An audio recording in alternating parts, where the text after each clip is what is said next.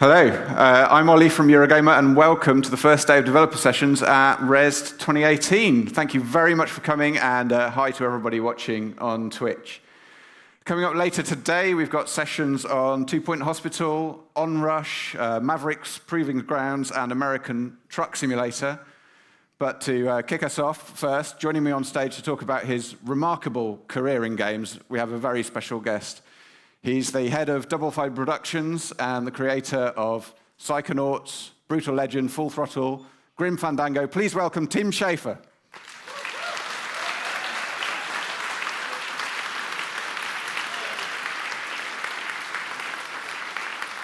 Hey, Tim. Hello. Nice to meet you. Take a seat. Hello. Thank you for coming. And thank you for you to come. That's all right. You're welcome. It's a long flight. So I want to take you right back to the beginning. Your first job in games, you landed somewhere pretty remarkable, Lucasarts. Yes. How did you get that job, and what was life like at that studio? Oh, I had studied computer science in school, and I really liked games ever since I was a kid. And my dad brought home a Magnavox Odyssey, like in the '70s, and I also like creative writing. I was studying creative writing, and I thought I would do that. I thought I would write short stories or something like that. And I just happened to see this listing in the college career center that was looking for programmers who could write, which was such a strange combination. I was like, that sounds like me. And I applied, and it was called Lucasfilm Games at the time. And they're up at Skywalker Ranch, which is this beautiful facility that George Lucas built for people making movies to relax in the woods and be creative. And we were this weird little nerdy outpost at the back of the ranch, and who did weird things like stayed up late to program and ate pizza and made a mess. And Ron Gilbert was just starting Monkey Island, the first Monkey Island game there, and that's what we worked on. And it was great. In case you're like, it was really, it was like this beautiful ranch. And we were just, there's no internet back then, so we were all just on our own in this ranch making a game and just, do you think it's funny? Yeah, I think it's funny. Yeah, it's good. Okay, ship it. To sum up the whole production, that's basically how it went. So you were hired as both a programmer and a writer, which is a pretty interesting combination of jobs, I guess. I don't think it comes up very often these days. Did that dual discipline affect how you sort of viewed making games over your career? Yeah, I think, I don't know how you'd write in video games if you didn't program or know how to program a little bit, because you have to think about the solutions to narrative problems so often, procedurally, and logically, if the player has been to this location, they'll know this person, that'll affect how they talk in the next scene, and you've got to either figure out how to solve that by checking the logic or just write around it. You can, because you can solve all these problems many different ways, either by writing or through programming, and so that always helped out, knowing both of those things. What is the secret of Monkey Island? The secret of Monkey Island is, Ron will kill me if I talk about that. You have to ask him. So you mentioned Ron Gilbert. After working on the Monkey Island games, you and Dave Grossman fairly quickly ended up as the leads on Day of the Tentacle, right? Mm-hmm. But that was still working in Ron's world because it was a sequel to Maniac Mansion. And Ron had this a 2 or 5 page document of ideas for it, and the time travel, the basic idea of the time travel. He's like, this is what I would do with it. And then we brainstormed together with Ron for a few months before he went off to start Humongous Entertainment and make Putt-Putt Joins the Parade and kids adventure games. And we brainstormed with him, and then Dave and I were on our own and tried to make it its own game and have its own look, and we were off. Yeah.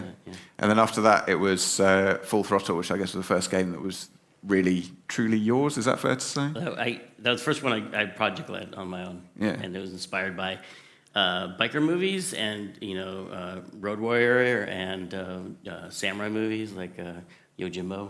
And that was a lot of fun, because there was a lot of resistance to making it at first, because people were worried it would be like, I guess, Sons of Anarchy. They just thought it was like, are they going to be selling drugs, and what's going to happen? I'm like, no, it'll be fine.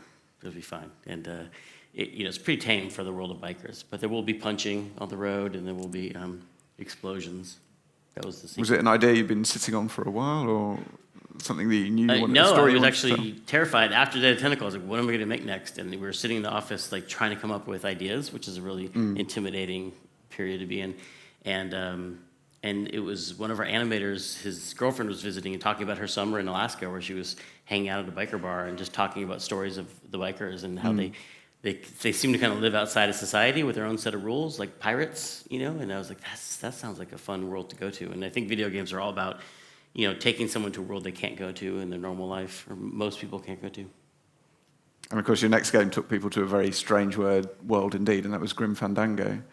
Yeah, Grim Fandango is inspired by Mexican folklore that I had studied in college in an anthropology class. We studied, I think folklore is just a really great resource for anyone who's interested in story and narrative, because these are things that people have passed down through the generations without any sort of marketing campaign. They're just like stories that appeal to people. And there's all sorts of legends that have crazy, like surreal imagery.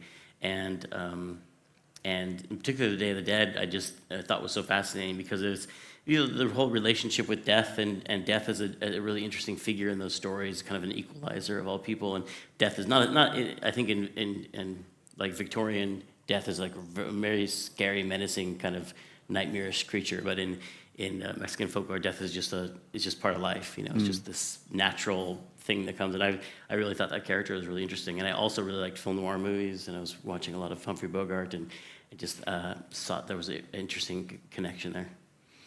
So, Grim Fandango got a remaster a couple of years ago. You've also remastered Full Throttle, Day of the Tentacle. And I guess you've been spending quite a lot of time thinking about these old games of yours. Grim Fandango is also coming up on its 20th anniversary this year, is that right? Oh my gosh. When you've been looking at this work, is there anything that you've done in any of these games where you thought, I can't believe I did that, good or bad? Like tank controls is what you're talking about. Tank controls. Yeah. Yeah. I mean, there are things like that. Like at the time, I was talking about that example of tank controls. We tank controls, in case a lot of you are younger, have never experienced the pleasure of tank controls. They're just when you're used when Super Mario 64 came out, you could just push the joystick in the direction you wanted to run, and people were like, "Oh, that's how it should." Yeah, that's how it should go. But games before that were like Tomb Raider on the PC and Resident Evil and Bioforge, which was a big influence on Grim Fandango. You move the character left, right, forward, and back with your keypad, like that. And so we had that in there. And it seemed like the most natural thing in the world, because you were moving through different camera angles, and that's how you could keep the direction. Anyway, it was very popular at the time. Just like I sound like my mom when she explains why she's wearing those striped pants in the old pictures. It's very popular at the time. You wouldn't understand. But it was very popular at the time. But we remastered it. We put in like all different control schemes, so you could even now play Grim with point and click. You know, so it fits in more with the adventure game family.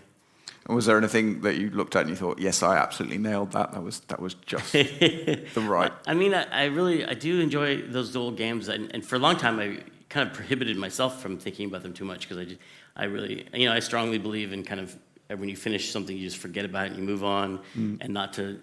There's a strong temptation to kind of revel in past successes that you had. So you kind of move on. I don't really think about the old games that much. And then it's been so long, like you mentioned, I thought it was safe to go back and actually take a deep look at all these games. And mostly I was just struck with, you know, just the memories they bring back of that special group of people that made each game, because each game was this collaboration of great artists and musicians and programmers and people who were around just at that time and in that place, and trying to do a unique thing. So it was.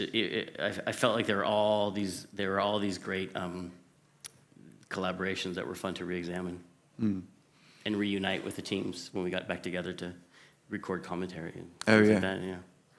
What persuaded you to leave LucasArts and found Double Fine after Grim Fandango? Yeah, well, I've been there 10 years, and I really like the culture of my team on Grim and the small, functional little team like that, and it felt like it was right, that little. I could imagine that little chunk of the company like drifting off and starting its own company. Not that we took the whole team with us, but we took some people and wanted to have our own little culture and control what we were doing a little bit more, and not have George own everything that we made, which is, you know, he paid for it as fair, but he wanted to like have some ownership and control of what we were doing, and and that's why we started Double Fine. Next came Psychonauts. You just mentioned you're not that fond of looking back, but and you haven't made many sequels in your career, but you're making a sequel to Psychonauts. What is it about this game that makes it worth going back to? Well, really affection for those characters, and also the way that Psychonauts is structured. You can going into someone's mind. That's the levels of the game, or just going into the mental worlds of one character after another. Oh, there's water down here. And so, every unique personality that you could think of, every person you've met in your life could be a level in the game. If you think about what would it look like inside their mind if I could go inside their mind? So there's so many more opportunities to do further levels, and also there were these story ideas that we kind of planted the seeds for in the first game that I always wanted to get back to and resolve and explore some more. And after that, Brutal Legend, the story of its development is pretty well known. There were some issues with the publisher, Activision. Shenanigans. Yeah, that's a way to describe it. 10 years on, we don't see games as weird or as personal as Brutal Legend from major publishers much anymore. Do you think it can still happen? Or does it even need to happen? Well, it was interesting that we decided afterwards that in some ways not to do it that way anymore, because I could see as game budgets were going higher and higher, the risk became more and more for a publisher, and the higher the risk goes, the fewer chances people want to take. They're like want to play it a little more safe, and also you're just on the business terms. Like you have to give up a lot to get that much money from someone. You have to give up your intellectual property rights. You have to give up control over it, and often you have to sand off all the rough edges of the thing that you're trying to make a lot more. So that's when we decided to make smaller games like Stacking and Costume Quest, and so we could be a little more nimble and try new genres that we hadn't tried before, but also have more control over what we're doing and be more, be creative without all the entanglements that come with taking millions of dollars from some investor. Yeah, and it also meant a sort of new focus on some of the other talent within the company as well, because it wasn't you leading these monolithic productions anymore. Yeah, because we were, when you have just me running every project, there's only one project leader, and then there's only one lead programmer, one lead artist. And so if anyone's going to move up in their career, they have to kill me or bump off a certain number of people, and I didn't want that to happen. So we had a kind of an internal game jam called Amnesia Fortnite, where we just gave 4 people a chance to lead their own projects and just give 2 weeks to make a game and see what happens. And that's when Lee Petty came and made a prototype for Stacking, and Tasha made her prototype for Costume Quest. And we got a bunch of ideas that way that we went out and signed with publishers. During this period, you started using crowdfunding with Broken Age, which was funded on Kickstarter. It was a hugely successful Kickstarter, got a lot of support. But there were some challenges. There was the relationship with the supporters didn't always go smoothly. How did you feel about crowdfunding games after that? Well, it was a really interesting experience, because it was so much support. It was really, that came out of nowhere. We announced we were going to make it, and we asked for $400,000, and then we made $3.3 million on the Kickstarter, and it was really lovely. Everyone was very supportive, and there were a lot of unknown things. We didn't really know how to communicate certain things about it and how to run a Kickstarter campaign. We were learning as we went, and when we had changes in the project, what happened in the end of it is that we ended up making some money on things like our PC port of Brutal Legend, and we actually ended up investing a bunch of money in that game to make it even bigger. And so, but that came off as a negative thing for some reason, and so you did get some people who were upset. But in the end, I think in the beginning of crowdfunding, there were a lot of people who thought it was some different things. Some people thought it was you're pre-ordering a game, and some people thought they were going to. And when we first announced what the plot was for Broken Age, people were like, wait, I thought we were going to decide what the plot was. I paid money for this. That's what I don't understand. So everyone had a different idea what crowdfunding was, and I think that's matured a lot now, even though some of there's fewer big, huge hit crowdfunding titles. There's not one every day like there was back then. I think the people who are backing projects now know a lot more of what they're getting into, and so they are your biggest supporters. They're your biggest advocates. And so on Psychonauts 2, which we crowdfunded, the tone of everything is is much different, and everyone is just they're backers in the true sense, where they really want this game, they want to participate in it, but they're happier. So you're still committed to using crowdfunding. You think it's a good way to make games? Well, when it fits, I think every project has a different. Some projects just seem like, wow, I could probably get an investor to invest in that, or I could get a publisher for that. And we try and be as creative in our business dealings as with our games. So with Psychonauts, we're using a little bit of publisher money and a little bit of crowdfunding and a little bit of our back catalog revenue, and just you kind of piece these things together. Do what you have to do, whatever it takes. No. So you're in a slightly odd position now. You've had struggles with publishers in the past, but now you are one through Double Fine Presents. And you also still work with publishers, as you just mentioned, on Psychonauts. Is that kind of a weird position to be in, or to become your parents? Yeah, I guess. I think it's really enlightening, because you when you're just starting out, you can, publishers make a lot of strange decisions, and you wonder why are they so risk adverse, and why are they worried about us being late on our schedule? And then when you're investing your own money, that's why they're so risk averse. They don't want to lose that money. And but it allows you to having the knowledge of what it's like to be on the other side of it. Like, what would I not want a publisher to do? I wouldn't want a publisher to tell us what to do creatively with a game. So we, publish games. We obviously don't tell people what to do creatively with their games, and we try to be very low impact and just help out. And the idea is just find cool indie developers who maybe this is their first game and they don't know, who to call at Sony if they want to talk to somebody there, and we can help them with a lot of that stuff, and we can help them have an easier time on their first game, and we can be the kind of publisher we wish we would have. And as people who still work with publishers, because we've done things like crowdfunding and have some of our own money, we don't have to pick bad publishing deals. We don't have to take deals where they take your IP away and take all your rights away, and we can work with just deals that make sense for us. And nice, there are nice publishers out there, developer-friendly publishers, like we're with Starbreeze and Psychonauts. You're moving, I guess, it seems like you're moving to a slightly slower pace again after a few years when Double Fine was making a lot of games, all of the Amnesia Fortnite stuff. It feels like it's slowed down, and you've taken on Psychonauts 2, which it feels like a much bigger project, a lot much more like the games that Double Fine started out with, like Psychonauts and Brutal Legend. Is that a conscious thing? Did you miss making games on that scale? Yeah, it's not slowed down in our development pace. It's slowed down in our release, our shipping games, and that's one of the reasons we're doing the publishing, is that we can also have games shipping on those years. But Psychonauts is the biggest game that we've done in a long time, and part of that was after doing a 2D graphic adventure, I was like, I do kind of miss making a big 3D world, and Psychonauts 2 is not as big as, say, Brutal Legend, or as it doesn't have driving and RTS in it, but it is a rich 3D world, which is really fun to go back to. But it's not like, it's really just we're a creative company, and we like to do things different than whatever we did last time. We like to do something different the next time, and so it will probably go back and forth in the future as well. Can you tell us a secret about Psychonauts 2? A secret about Psychonauts 2? I don't want to spoil anything for anybody. There's going to be new psychic powers in it. I don't know the secrets. Okay. Can't tell you the secrets. You're now a studio boss. You're a publisher. You're an advocate for the indie sector as well.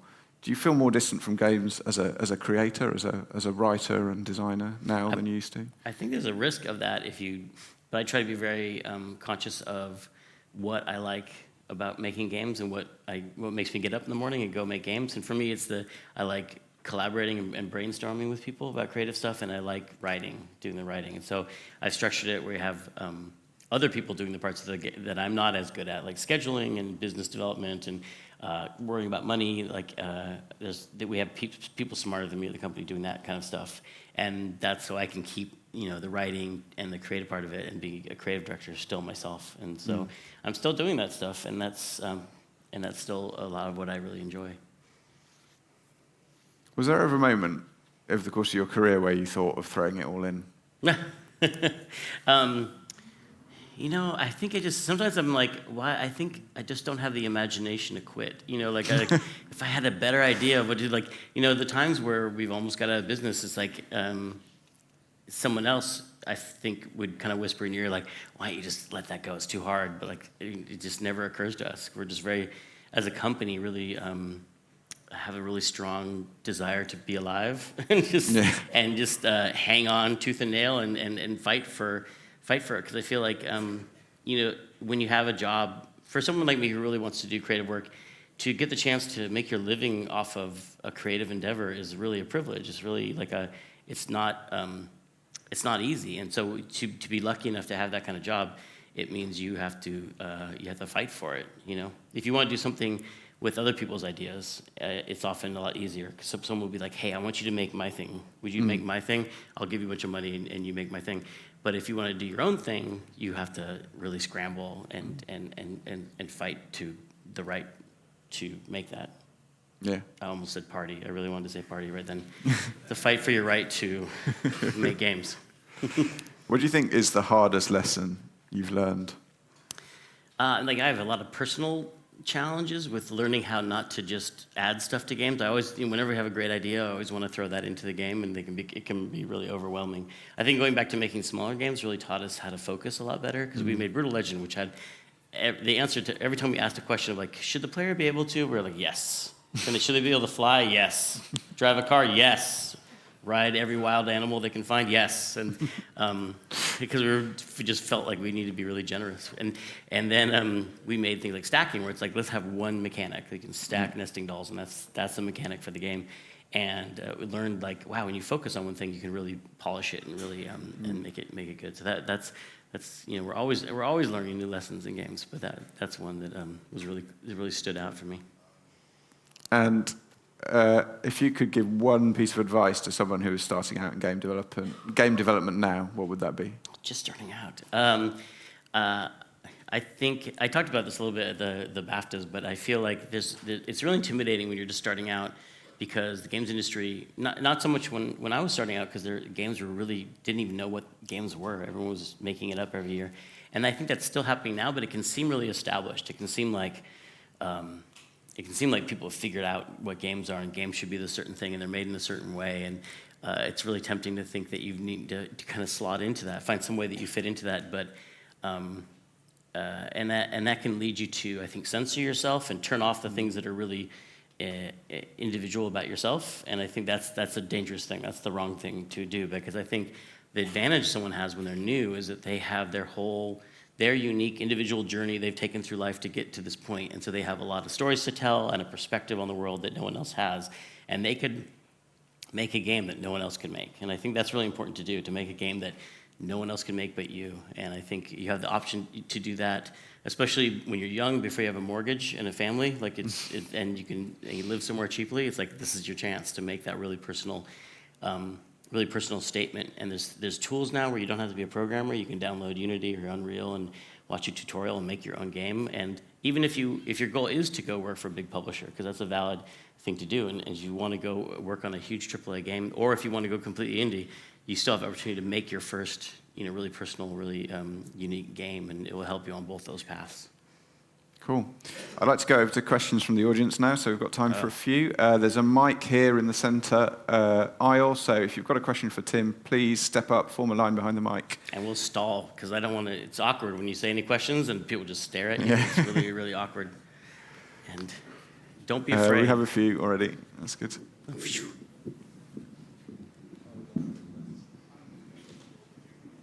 Hello. Hello.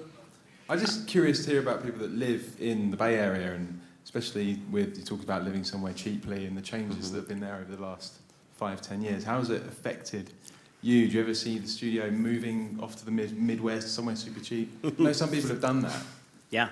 I mean, you're talking about a real hot button issue for us. That's like, that's where I live. That's where when I grew up in the Bay Area, and so we set up a studio there, and then it's gotten more and more expensive, and it's really challenging to retain your staff if they can't buy a house, or they get snatched by Google or Facebook, which are also next door. So we do talk about not necessarily moving, but like opening a branch office somewhere where we don't have those kind of challenges. But that's a hard thing to do. That's a big change. And so if you're inviting us to come stay in your house, where do you live? Yeah, Sussex, come on Yeah, down. yeah, sure. It's nice.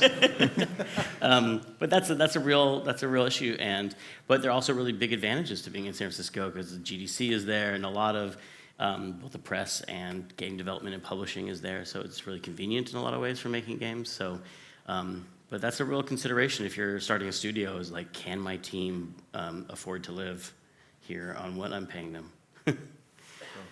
Thank you, love you. Thank you. Oh, it's unexpected. My God. Thank you. I love you too. I feel the same way. There'll be hugs after. Usually when you start working on a new project, like, for example, Broken Age, do you usually have actors in mind that you would like to work with, or is it open for any actor? Because I'm still finishing up my BA at drama school, but I really need to audition for the Psychonauts too. That's awesome. We might have, when we started Brutal Legend, we obviously were inspired a lot by Jack Black and the work he'd done in Tenacious D and School of Rock. And so there's sometimes we have kind of faint ideas, but we start the casting process with our casting director, Chris Brown, and it's usually done through sending out a casting package to all the agencies, and then they send us a bunch of auditions, and we listen to a bunch of auditions. And so that's usually how we go about it.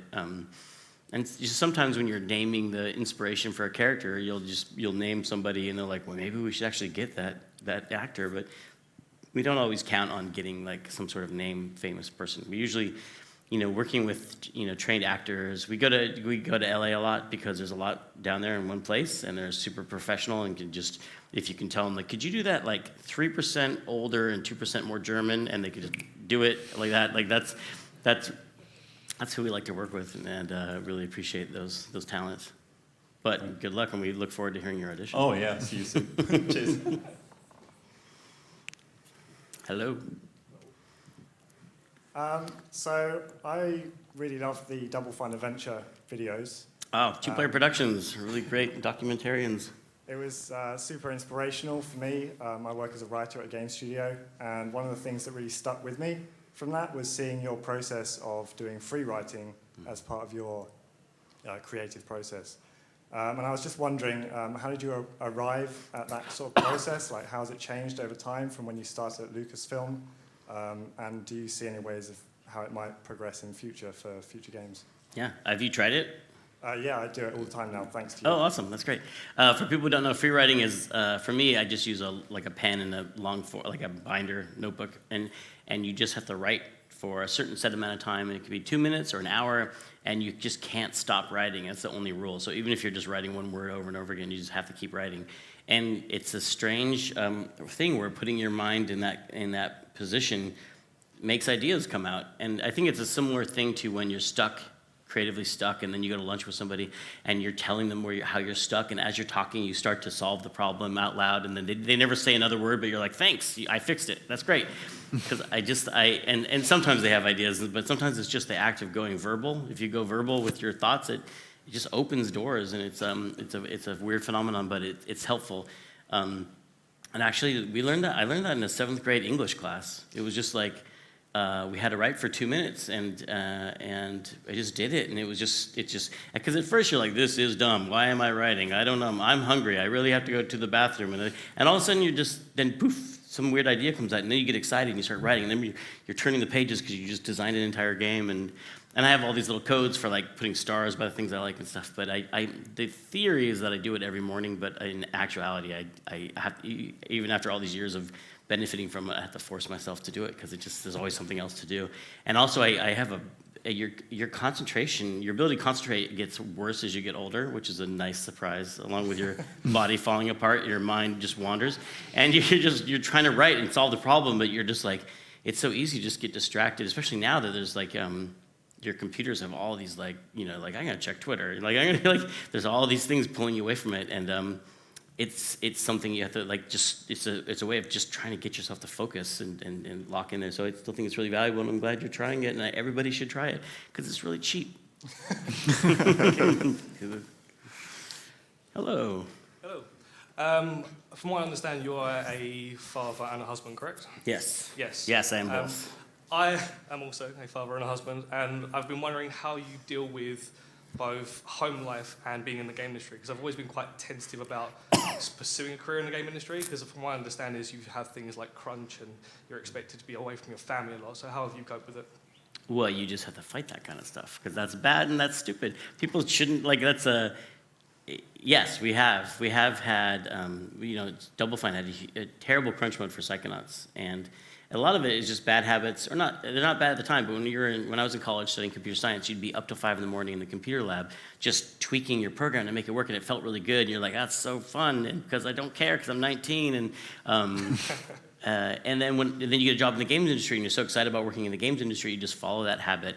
And also, I didn't have anything to go home to except for Chinese food and Buffy the Vampire Slayer. That's all. I can do that at the office. I might as well. It's much more. There's people here. I'm going to stay here. And but the problem is the games industry, I think, got to rely on that, and they started scheduling that into their. They would never put it on a schedule, or I hope they didn't, but I think they count on that, because they look at the dials do we want to ship the end date? No, that'll impact the sales, and we just ship the budget. No, we can't turn this dial. Let's just turn down the quality of life dial for the entire team, and because that can move. No one's going to quit, and it's a real bad thing for the games industry. And I think every time I see someone on Twitter go look, crunch just happens, it's always going to happen, there's nothing we can do about it, I'm like, bullshit. Just whenever there's a really bad crunch mode, they do still happen sometimes, but it always means something's gone wrong. Someone's scheduled something wrong. And there's a difference between when you're really excited on a project and you come in on the weekend because you just thought of this thing and you want to do it, and that kind of self-directed, inspired working long hours, or the team's just really feeling it, and you're doing, sometimes you get into these little intense periods, and they can be rewarding, but it's different when just the owner of when a big AAA publisher is just everybody, we're going to crunch now for 3 years. So just, I think it's really exploitive, and it's something that everybody in the industry has to fight against, because it's not healthy. It's not that you don't do your best work. Everyone's tired. Programmers enter more bugs than code when they're at 3 in the morning. It's not healthy. And you also get a little lax about well, I'm going to be here till 3 in the morning, so I'm going to go in at 11. And we just find it's a lot better to really have a culture where you're at work, you're really focused, you're getting a lot of work done, and then you go home at 5 or 6, and you don't have one of those companies where people look at who's leaving at 5 and I guess they don't care. You really do have to fight that, because that's a culture that pops up in the industry, and people really glorify crunch mode and glorify working with, but there's ways to be intense and focused and productive outside of crunch mode. And I think having a daughter, when it really forces that issue, because you just have to go home. You know what I mean? You get to see your kid so little time compared to the people at work. You see 8 hours a day, and you see your kid for a couple hours every day when you're working, and it gets your priorities. It kind of straightens them out a lot, I think, after you have a kid, and I think that's one thing that helps. So I'm just saying it doesn't have to be crunch mode, but you have to fight for it not to be. Fantastic. Okay.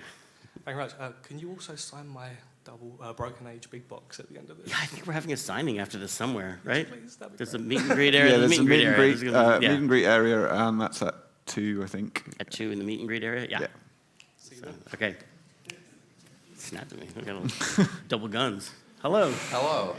So you gave some kind of high-level advice for people trying to make a break in the industry. I'm curious, from your experience, what are some of the biggest mistakes that you see young people who try to break in as developers or as designers in the industry make?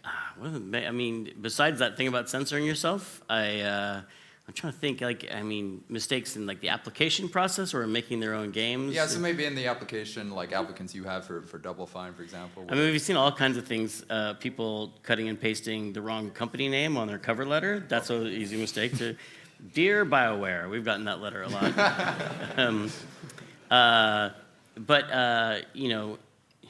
If you're trying to get a company, I'm just trying to think of common mistakes that people have made. We really just want to see someone who can. That's why I mentioned making a demo. We really want to see people who can finish a project or have creative ideas that are different than everyone else's,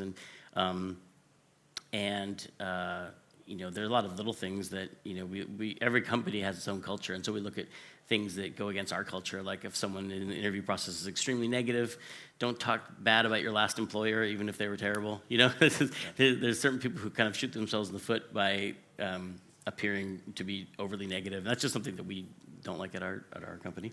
Or what else is another common mistake that people? Do you have any good ideas for that one? Looking for advice here. I'm trying to think of one more helpful one, but it really mostly it's changed a lot since when I started out, and I made huge mistakes when I applied. Like I applied at Lucasarts, and I listed all their games that I liked, and I named all the pirated versions of them because that's what I had played, and and I still got the job somehow, but I think by just obviously my looks. No, I don't know. That one I did I thought, because I had nothing to lose, I thought I'd blown that interview. I did a crazy cover letter, which can go many different ways. Like sometimes you get really creative applications that work because they show the skill set for what you're applying for. If you're applying for a design job, they have the application's a game design or something. But sometimes. Are there any of those that have gone horribly wrong? Well, there's ones where people have done creative stuff where it kind of creeped us out a little bit, or felt like stalkery, and it's like, and that can seem a little. Even though it's well intentioned, I think sometimes it seems makes you a little uncomfortable. That like, wow, you really checked out my Facebook page, and that's kind of weird. So don't do that. That's my advice. Yeah. Thanks. Hello. Hey, I don't know if I can. I can hear you. Cheers. So I'm a game design student at the moment at college, going to be going to university this year, hopefully. And I want to do creative writing within game writing. And I was just wondering whether you could give any advice of something that I may or I should do to try and hone my skills, whether I should try and focus on something more in the industry so I'd be more of a general fit, or whether I should just practice my writing and then just general things to try and get into the industry either during the time I'm at uni as a part-time thing, to go in the apprenticeship, or just at the end of university. Yeah, so you want to be your ideal would be to be writing in games, is what you're saying. So, that's what I did. And I'll tell you, I really, I took a lot of creative writing classes and just focused on learning about writing in general, and also getting used to a writing group environment. I think that if you take a creative writing class, you often sit in a circle and share your writing with people. It's one of the hardest things to learn is to let people read what you wrote is really awkward and uncomfortable. But that's how you get paid. So but sitting in a group with people and reading each other's writing and actually being really open to feedback and learning to take criticism and not be precious about what you wrote, and then learning how to edit and stripping down your stuff it takes a lot of practice, just a lot of doing it over and over again and discipline. And so that's a craft that's totally outside of games, just learning how to edit.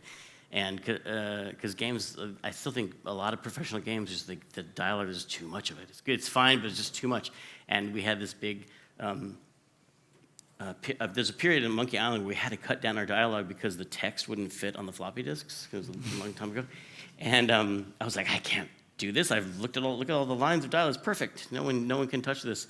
And we just had to do it, and it kind of broke through. I realized you can usually cut your stuff down by half, shrink it up, and it's actually much better.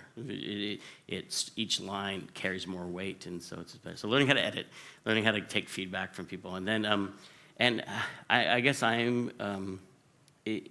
lot of people may not agree with this, but I came from a programming background, which I felt was really helpful to being able to wire up your own dialogue or two. And you can do this now with something like Twine or one of these tools that lets you. Yeah, so just learning how to think about your writing logically and dynamically, where you can solve problems either with technology, with a technological solution, or with a writing solution, is a really important practice. And I just keep reading books. I feel like when people talk about writing being really good in a game, I go, I think this person has never read a book, because I think there's a lot of growing I think games have to do as far as good writing goes. So I would just, that's what I would say. Awesome, thank you very much. Thank you. Do I sound like a snob when I say that? I just think really there's a lot of... Yeah, please. Having made that Psychonauts VR game last year, do you see any sort of long-term opportunities in VR, or is it more of a passing fad? Well, I mean, I like to think that it's got a lot of potential, and it was really fun for us to do that. Psychonauts and the Rhombus of Ruin. We had. I'm not like a skeptic of VR, but I don't like. Some people think like VR, everything's going to be a VR, and we're all going to do that. But I don't know if I believe that. Like I like to play games both ways, but I do like to play them on a screen still. And but I think there's so much that. The fun thing about VR is that people are still solving the basic problems of it, like how to move. How do you move in VR without making people sick? And people are still figuring out what is a good VR game, what can you do in VR and you can't. And so it's fun to be involved in any sort of format like that that's still figuring out the basic rules and changing every year. But I still think it's, there's some commercial challenges where not everybody has one yet, and there's issues like that. And so I think it's going to keep developing. But I think. VR, there was a fad of it before, and it came, but it just wasn't good enough, and now it's a lot better, and I think it's going to keep getting better, and I think it's just going to be one of many outlets for games to express themselves in the future. All right, cool, thanks. Yeah, awesome. Thank you. All right, well, that's all we've got time for. Thank you very much for your questions. Thanks for coming, and please join me in thanking Tim Schafer. Thanks, everybody. Thank you. Thank you.